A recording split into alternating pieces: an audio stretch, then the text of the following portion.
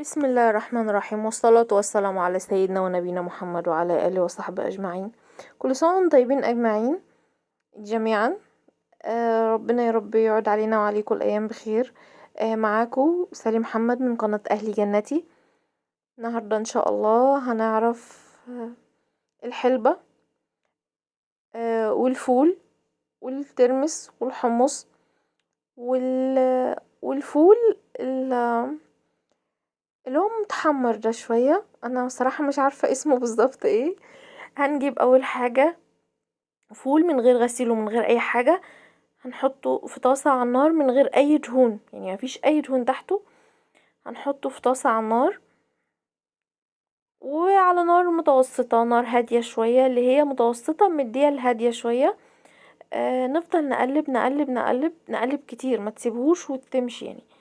افضلي قلبي لحد ما يعمل لون غامق معاكي كده، اللي هو كأنه متحمر، كأنه اللي هو ايه، لسه له شوية ويتحرق. شوفوا اللي هو ده، اللي هو الحباية كل حبة، عشان الحبوب كل يعني الفول، حبوب الفول كلها تتحمر. وكده هنطفي ونفضل، يعني انا طفيت وفضلت اقلب حوالي دقيقة كمان عشان مفيش حاجة تتحرق مني. وهنقع فول، والفول ده غسلتهم كويس ونقعتهم. نقعتهم حوالي 24 ساعة او اقل حاجة 12 ساعة. والترمس والحمص اكتر حاجة بتتنقع هي الحلبة. الحلبة ما بتقلش عن 24 ساعة، كل ما نقعتيها كل ما تبقى احسن. هنجيب بقى بعد ما ال24 ساعة خلصوا، هنجيب الحلبة نصفيها في مصفى، ونجيب ورق زبدة نقطعه مربعات كده، اللي هو مربع يكفي القرطاس يعني. وانا بقطع هكون انا مولعة على الفول والترمس والحمص، مولعة عليهم جنب بعض. بس للأسف اللقطة دي اتمسحت، معلش انا بعتذر جدا. هنحط حاجات بسيطة، يعني ما تمليش بقى القرطاس، يعني انتي عملتي القرطاس ما تمليهوش، وتحطي في صينية عشان لو في مية، اي مية زيادة تنزل. تحطيها في، انا اسفة، في مصفى، في مصفى عشان لو في اي مية زيادة تنزل.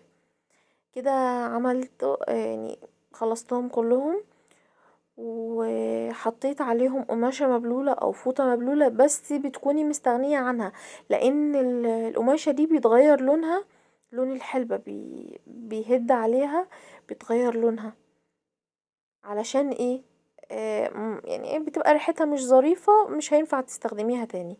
وكان انا عندي طواجن بتاع الحلبة دي بتكون مفتوحة من تحت شوية، برضو عملتها وحطيت عليها هي الوحيدة قماشة كده، اللي هي الشاشة، يعني قماشة شاشة دي. وما شاء الله، شوفوا ما شاء الله، يعني الحلبة ما شاء الله، ومع شوية الدقة مع شوية الليمون، بألف هنا وشفا، وكل سنة وانتوا طيبين.